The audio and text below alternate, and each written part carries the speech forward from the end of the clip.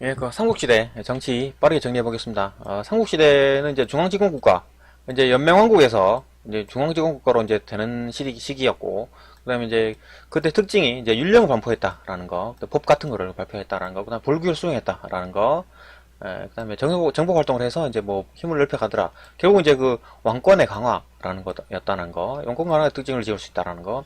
이때까지 연맹왕국 같은 경우는 이제 왕권이 힘이 약했다라는 거, 그죠? 그랬는데 이제 왕권이 강화됐다라고 거고. 그다음에 이제 그 고구려 같은 경우에는 이제 부여에서 넘어온 이제 주몽, 이 사람이 주몽이 이제 이제 고구려를 세웠고, 그 아들이 이제 내려와가지고 이제 백제를 세웠다라는 거. 태조왕, 그죠? 옥저를 정복했다. 그죠? 옥저 정복. 그 다음에 이제 역시나 이게 땅을 넓혀가는 거죠. 정복 사업을 이어간 거고. 그 다음에 고국천왕, 그 진대법이죠. 가장 중요한 겁니다. 그죠? 진대법. 이때 이제 뭐 이렇게 진대법이라는 게 이제 뭐 이렇게 빌려주고, 나중에 이제 갚아라. 뭐 그 정도였죠. 국가에서 하는 거. 그 다음에 행정적 오부를, 이제 행정적 오부라 그래가지고, 이제 오부를, 그죠? 이렇게 있잖아요. 이렇게 5개 같은 거를, 이제 하나 중앙 귀족으로 이제 편입시켰다라는 거, 행정적 오부를.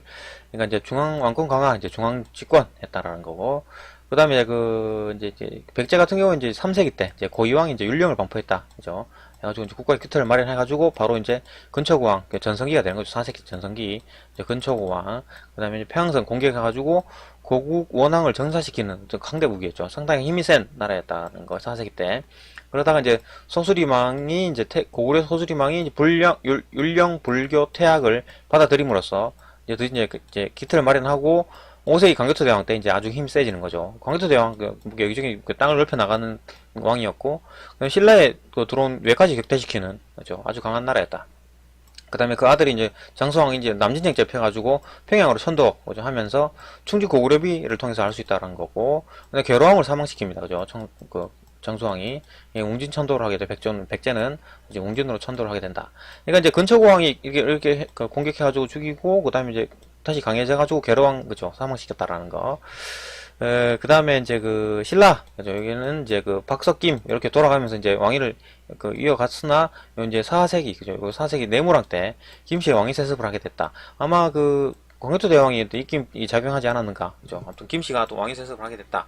유사금에서 이제 마리간으로, 이름 바꾸게 되고, 광해토 대왕이 이제 외의 침입을 격퇴하게 된다. 호명그릇, 요거죠. 호명그릇.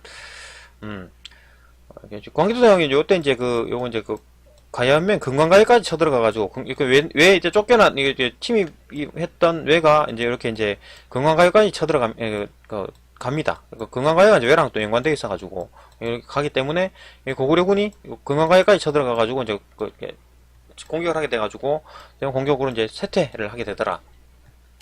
광해토 대왕 그죠? 세퇴를 하게 되더라. 그래갖고 이제 나중에 후기 가야가 이제 대가야로 이제 연맹을 그죠? 가야 연맹이 이제 대가야가 주도를 하게 되더라. 그러니까 금강가야가 힘이 약해지고 6세기 때 이제 이렇게 고려는 이렇게 되고 그죠. 이제 무령왕 요거 이제 백제죠. 6세기 백세 때 이제 22당로 이제 요거 이제 근처왕 때 이제 워낙 잘 나갔기 때문에 요거 이제 다시 이제 중흥을 하기 위해서 이제 무령왕이 22담로를 설치해가지고 지방을 파괴해가지고 왕권 강화를 하더라. 그러니까 전반적으로 이제 요거 이제 우리나라 한반도에서는 조금 빠르죠 얘들이. 22담로를 사실 이제 중국과 계속 이제 활발히 교류했기 때문에 그 다음에 백제가 좀 빠릅니다. 지방관 이제 파견해가지고 왕권 강화했다. 22담로. 그 다음에 성왕이 6세기 때 사비로 천도하고 그다음 남부여로 이제 이름을 바꾸고 그죠? 이름 바꾸고 했는데 이래갖고 이제 신라랑 같이 이제 쳐들어가서 이렇게 뭐 한강 주변을 차지했으나 그죠? 이제 신라가 다시 이제 배신을 함으로 해서 다시 쳐들어옴으로써 관산 전투에서 이제 전사를 하게 되더라. 그래서 신라는 다시 이제 그 지역을 다 가지게 되더라. 그 다음에 지증왕은 신라 그죠? 신라 같은 경우에는 지증왕 국호를 신라로 바꾸고 그 다음에 마리간에서 왕으로 아까 이제 이사금에서 마리간으로 바꿨는데 내물왕에서 그 다음에 내물 마리간에서 그 다음에 이제 지증왕 왕으로 이제 이름 바꾸는 거죠. 우상국 복속 지증왕 때 그죠? 요거 이제 신라 울릉도입니다. 울릉도. 그 다음에 버풍왕, 그죠? 버풍왕. 그 다음에 이제 불교, 그 다음 금강가야를 병합했다. 뭐 이게, 율령 분포를 했으니까, 율령과 불교를 받아들였으니까, 얘들이 이제 다시 이제 강대국이 될 것이다. 그죠? 진흥왕, 강대국이 됐죠. 단양 신라 적성비와 4개 순수비를 건립하고, 한강유역을 차지하는 아주 강한 나라가 됐다. 기틀 마련, 그죠? 버붕왕 때 기틀 마련, 진흥왕 때 이제 화랑도를 국가 조직으로 만들었다라는 거. 그 다음에 이제 대가야가 연맹을 주도했는데, 진흥왕이 대가야를 멸망시킵니다. 그죠? 버풍왕 때 이제 금강가야가 없어지고, 그죠? 멸망시키고, 버풍왕 때 금강가야 없애고, 그 다음에 진흥왕 때 대가야를 멸망시키더라. 그죠? 이렇게. 이제 신라가 이제 힘이 세지는 상황. 7세기 이제 중국 통일을 하게 되고, 얘들이 이제 쳐들어오기 시작하죠. 통일되니까. 그다음에 수나라, 살수대첩, 을지문덕이 이제 살수대첩, 그죠? 수나라.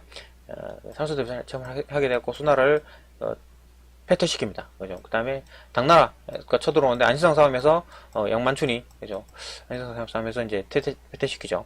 이때 영계소문이 이거 이제 그 맨 처음에는 당이랑 잘 지냈으나 당이 이제 커지고 하니까 이제 뭐 다시 숙이라고 자꾸 하니까 이제 영계소문이 이제 안 한다라고 이제 강력하게 나가니까 쳐들어오기 시작한 거죠.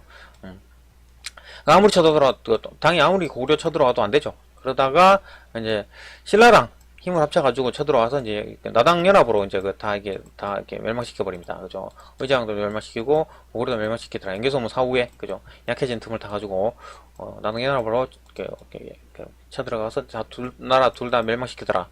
그다음 이제 다시 나당 전쟁을 하게 됩니다. 그죠? 얘들이 이제 당나라가 자꾸 이제 이렇게 한 번도 다 가지려 하니까 그래가지고 전쟁을 하게 되고 매서종 전투와 기벌포 전투에서 이겨가지고 당나라가 이제 군대를 빼더라. 근데 이제 한강 이남, 그죠? 한강 이남, 뭐 대동강 이남 그 정도까지만 통일신라가 되더라. 그죠? 삼국 통일하게 되더라. 네, 이렇게 뭐 정리를 해봤습니다.